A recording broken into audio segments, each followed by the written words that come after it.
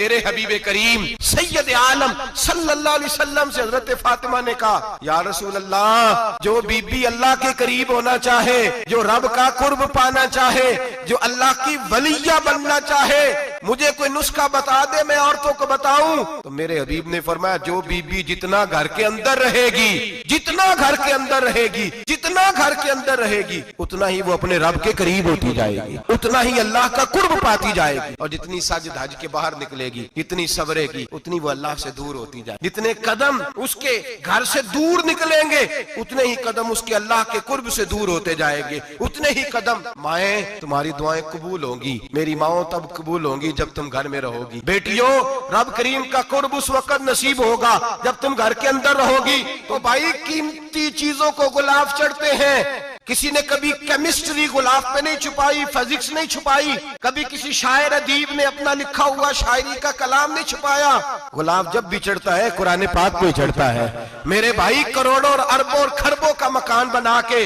लोग उसको गुलाब नहीं चढ़ाते। गुलाब जब भी चढ़ता है, बैतुल्लाह को ही चढ़ता है। जो चीज कीमती होती है वो गुलाब पे होती है। मेरी बहनों, मेरी बेटियों, अगर तुम अपने आप को कीमती बनाना चाहती हो तो गुलाब में छुप जाओ, तुम्हारी कीमत बढ़ जाएगी, तुम्हारा वकार बढ़ जाएगा, तुम्हारी अजमत बढ़ जाएगी। मेरे हबीब ने फरमाया, जितनी घर के अंदर रहोगी, दुनिया तो दुनिया रही, अल्लाह की नजर में तुम्हारी कीमत बढ़ जाएगी। मेरे नबी रहमत, नूर मुजस्सम, शफी मुअज्जम सल्लल्लाहु अलैहि वसल्लम ने फरमाया, जो बीबी बन सवर के बाजार जाए, मेरी तरफ देखे, आंखें खोल के देखे। ये हदीस आपने सुनानी है, इंशाल्लाह बोलिए। सुनाएंगे इंशाल्लाह ताला, बोल के इंशाल्लाह कहिए, आपको सवाब होगा। सुनाएंगे इंशाल्लाह।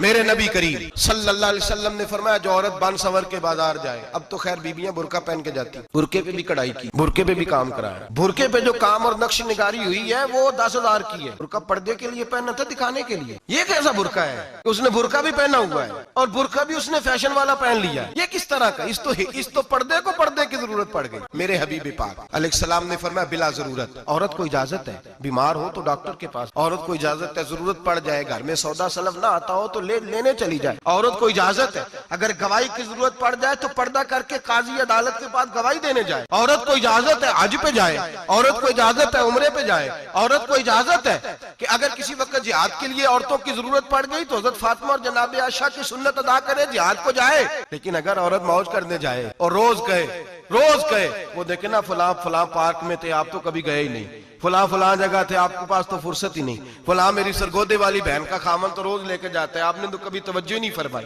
रोज पैगाम देती रहे, रोज पैगाम देती रहे। मेरे हबीब करीम सैयद आलम सल्लल्लाहु अलैहि वसल्लम ने फरमाया, जो बीबी बन सवर के बिला जरूरत बाजार जाए, नबी पाक अलैहिस्सलाम ने फरमाया, एक कदम वो उठाएगी तो उस पर अल्लाह की फरिश्तों की लानत बरसेगी, जमीन वाले लानत बरसाएंगे, आसमान वाले लानत बरसाएंगे। और मेरे हबीब बोले तो फरमाया, जब अल्लाह की लानत बरसेगी तो मैं भी उस बीबी पे लानत ही करूंगा जो बीबी बन सवर के जाए। और आगे सुन ले, मेरे हबीब ने फरमाया, अगर उसका खामद राजी हो, उसके बन सवर के बाजार जाने पे आप नाराज हो जाएं, अल्लाह करे इस बात पे हो ही जाए, और अल्लाह करे बदल जाए निजाम, जो खामद खुद मेकअप करा के तैयार करा के पार्टी में लेकर के जाए, जो सामने वाली फ्रंट सीट पे खुद बगैर नकाब के उसको बिठाए, जो मोटरसाइकिल की पुश्त पे खुद तैयार करा के बिठाए, और जो खुद कहे तू चली जाना, जा तू शादी भी तू देखा, फला काम भी तू करा, मैं आजाद हूं।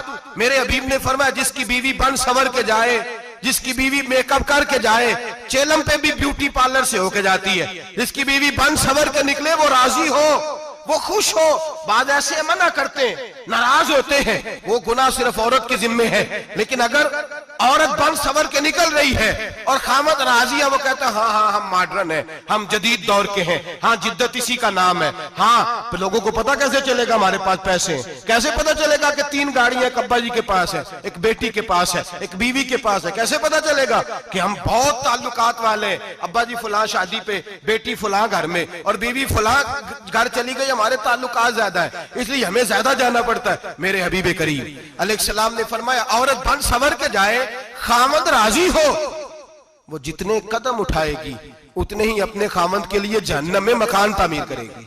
फरमाया, उसके खामद के लिए उतने मकान दोज़ख में तैयार हो गए, वो जलाया जाएगा, वो तपाया जाएगा, वो जहन्नम की आग का ईंधन बनेगा। और मैंने शायद आपको दर्जनों बार हदीस सुनाई हो, मेरे करीम रसूल ने फरमाया, बीबी एक होगी पर 4 आदमियों को जहन्नम में लेके जाएगी। या रसूलल्लाह किसको?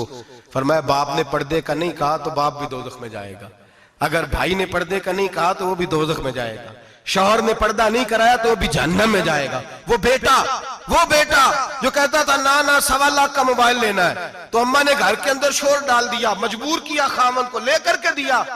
उस बेटे से पूछा जाएगा तू सारी जिद्दें अम्मा से मनवाता था, ये तूने क्यों नहीं कहा पर्दा कर ले?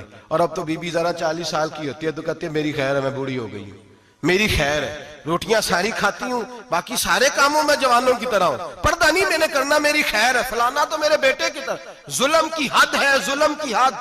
कजन एक दूसरे से हाथ मिलाते, कजन, वो किस मुसीबत का नाम है? कहते ये भाई है, ओ भाई ये भाई होता तो इससे निकाह नाजायज होता। अब चूंकि अल्लाह ने इसके साथ निकाह को हराम रखा है तो ये तुम्हारा भाई हो सकता? मेरे रसूल करीम सल्लल्लाहु अलैहि वसल्लम ने फरमाया सुवर निजसुलैन है, कुत्ता बिल्कुल नापाक नहीं होता, कुत्ता भीग जाए तो बादों का नापाक होता है, या कुत्ते के मुंह से थूक निकले तो नापाक होती है।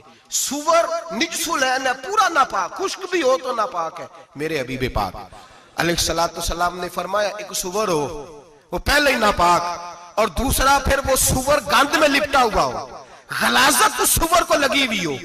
फरमाया एक तो सुवर जो निजसुलैन है और फिर वो गंद में लिपट जाए, गलाजत में भर जाए, उसके पूरे वजूद को गंदगी लग जाए। फरमाया वो सुवर गंदगी और गलाजत में लिपटा हुआ तेरे जिस्म से लग जाए तो इतना बुरा नहीं, जितना गैर महरम औरत का वजूद तेरे वजूद से लग जाए तो बुरा है। किस कदर तफसील दी, कहां से बात शुरू की और कहां मेरे नबी ने सिखाई। कजन हाथ मिला रही है, कजन के साथ बाजार जाया जा रहा है, कजन के साथ फलां काम हो रहा है, कजन को चचा का बेटा भाई होता है, अगर ये सगा भाई होता तो इसके साथ निकाह नाजायज होता। खुदारा आ जाओ, लौट आओ, वापस पलटो दीन की तरफ, लौटो, इस तबाही से निकलो। ये जो आग है, ये जो बेसुकूनी है, ये जो तमाशा है, ये लाखों कमाने के बावजूद जो बेबरकती है, ये बड़ी बड़ी फौजों के बावजूद जो रोज मैयतें उठती हैं, ये जो रोज जनाजे पड़े जाते हैं, ये जो रोज बेटियां बेवा होती हैं, ये जो रोज माओ के सुहाग लुटते हैं, ये हमारी नाफरमानियां हैं। हम दीन के मामले में हम लोगों ने नरमी शुरू कर दी है, हम अल्लाह और उसके रसूल से बगावत करने लगे हैं। मेरे हबीब करीम सैयद आलम नूर मुजस्सम शफी मुअज्जम सल्लल्लाहु अलैहि वसल्लम ने फरमाया जिना सिर्फ शर्मगाह का नहीं होता, हुजूर ने फरमाया आंखें भी जानी होती हैं, कान भी जानी होते हैं, जुबान भी जानी होती है। बुखारी मुस्लिम दोनों में मौजूद है। सहाबा ने अर्ज की हुजूर जुबान कैसे जानी होती है? फरमाया जो नमाज के बावजूद गंद बोलता है, गलीज गुफ्तगू करता है, वो जुबान का जानी है। और फरमाया जो रोज गंद देखता है, वो जितनी मर्जी तजते पड़े, वो आंख का जानी है। और जो गंदी बातों में लज्जत महसूस करके सुनता है, वो जितना मर्जी रोज उठ के मस्जिद में झाड़ू दे, वो कानों का जानी है। मेरे नबी ने फरमाया आंख का जिना भी छोड़ दो, कान का जिना भी, बोलिए कान का जिना भी, जुबान का जिना भी।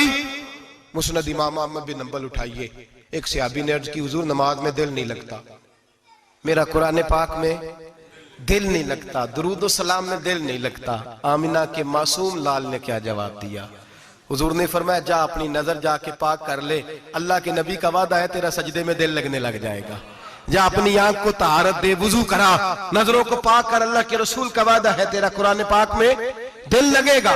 जा जाके अपनी नजर को पाक कर, वादा है तेरी जुबान पे दुरूद सलाम जारी हो जाएगा, अल्लाह का जिक्र जारी हो जाएगा। मेरे भाइयों, औरत का पर्दा, औरत का हिजाब दीन में उसी तरह फर्ज है जिस तरह नमाज फर्ज, जिस तरह रोजा फर्ज है, जिस तरह ज़कात फर्ज है, उसी तरह औरत का पर्दा भी फर्ज है। अगर किसी घर में औरत पर्दा नहीं करती, उस घर के मकीन सारे अल्लाह के हुजूर जवाब दे हैं। मेरे हबीब करीम अलैहिस्सलाम ने जिस औरत को पसंद किया, जिस औरत की तारीफ की, जिस औरत की बाबत मेरे नबी ने इरशाद फरमाया, और बड़े खूबसूरत लफ्ज हैं, साहिब अहकामुल कुरान में लिखे हैं। मेरे हबीब पाक ने सहाबा की महफिल सजाई, मजमा खचाखच मस्जिद भर गई। हुजूर ने फरमाया बोल के बताओ खैरुन निसा कौन सी है, औरतों में सबसे अच्छी बीबी कौन सी है, बोल करके बताओ। हजरत सिद्दीक अकबर से लेकर मौला अली तक, हजरत अली से लेकर जनाब बिलाल तक, हजरत सलमान फारसी से लेकर अब्दुल्ला मुजनी तक भरा पड़ा है मजमा। हुजूर ने फरमाया बोलो सबसे अच्छी औरत, सबसे अच्छी औरत कौन होती है? एक सहाबी कहने लगे हुजूर जिसकी नमाज कज़ा न हुई हो, पर मैं वो भी अच्छी है, पर तुम मेरी मुराद को नहीं पहुंचे। एक ने कहा हुजूर जो खामद की ताबेदार हो, फरमाया वो भी अच्छी है, पर तुम मेरी मुराद को नहीं पहुंचे। एक सहाबी ने कहा या रसूल अल्लाह जो पाक दामन हो, हुजूर ने फरमाया तुम मेरी मुराद को। हजरत अली फरमाते हैं जब सबके जवाब गलत हो गए तो मैं, कद मेरा छोटा था, मैं पीछे बैठा था, मैं गर्दन झुका के पीछे से निकल गया। सैयदा तैयबा ताहिरा हजरत फातिमा ज़हरा रदी अल्लाह ताला फरमाते हैं बीबी साहब के पास पहुंचा। मैंने कहा फातिमा हुजूर ने सवाल किया है। तो हजरत फातिमा भी गोया मुस्कुरा के कहने लगी इल्म के शहर के दरवाजे तो आप ही हैं, तो आप यहाँ आ गए। कहा हुजूर ने सवाल किया है और मुझसे लेकर अबू बकर, उमर, उस्मान गनी तमाम को किसी को जवाब नहीं आया। हुजूर ने पूछा बेहतरीन औरत कौन होती है? बेहतरीन खैरुन निसा, बेहतरीन बीबी कौन होती है? तो हजरत सैयदा फातिमा कहने लगी अली बड़ी सादी सी बात थी, सादी सी बात थी, समझ नहीं आई। का फातिमा बतला दो इतनी सादी है। तो हजरत फातिमा कहने लगी सबसे बेहतरीन औरत वो होती है ना कभी गैर महरम ने वो बीबी देखी हो। अगले जुमले भी याद रखने, ना कभी गैर महरम ने वो बीबी देखी हो, और फरमाया ना उस बीबी ने कभी कोई गैर महरम देखा हो। सिर्फ मर्द पे पाबंदी नहीं कि वो औरत ना देखे, फरमाया औरत पे भी पाबंदी है कि वो भी गैर महरम का चेहरा न देखे। फरमाया बीबी ने भी गैर महरम न देखा हो, वो खैरुन निसा है, वो सबसे आला। हजरत अली कहते मैं झट से आया, पीछे बैठा, बात अभी जारी थी, मैंने हाथ खड़ा कर दिया। मैंने कहा हुजूर मैं बताऊं? नबी पाक ने फरमाया बतलाओ। तो कहते मैंने कहा हुजूर बेहतरीन बीबी वो होती है जिसने न कभी गैर महरम देखा हो और न गैर महरम ने कभी उसे देखा हो। अली फरमाते हैं मैंने जवाब दिया तो मेरे रसूल की आंखों में आंसू आ गए। हुजूर रोए और फरमाते हंसते मुस्कुराते अचानक सहाबा के आंसू बरसने लगे, मजमे पे कैफ सा तारी हो गया, आंखें बरसने लगी। हम लोग हुजूर के रोने पर सख्ते में आ गए। नजर उठाई तो जवाब तो मैंने दिया था, तारीफ मेरी होनी चाहिए थी, शाबाश मुझे मिलनी चाहिए थी। मेरे हबीब ने रो के आंसू पूछ के फरमाया मैं तुम्हें कहता नहीं अल फातिमा तो बिदा तो मिन्नी, फातिमा वाकई मेरे जिगर का टुकड़ा है, फातिमा मेरे वजूद का हिस्सा है, मैं तुम्हें कहता नहीं रहता। कहा फातिमा मेरे जिगर का टुकड़ा है। हजरत अली फरमाते हैं सहाबा मेरी तरफ देखने लगे और कहने लगे अली जवाब तू दे, शाबाश बीबी साहबा को मिले। तो कहते हैं मैंने कहा हुजूर रोए हैं तो आंसू मेरे भी छलक ही पड़े हैं।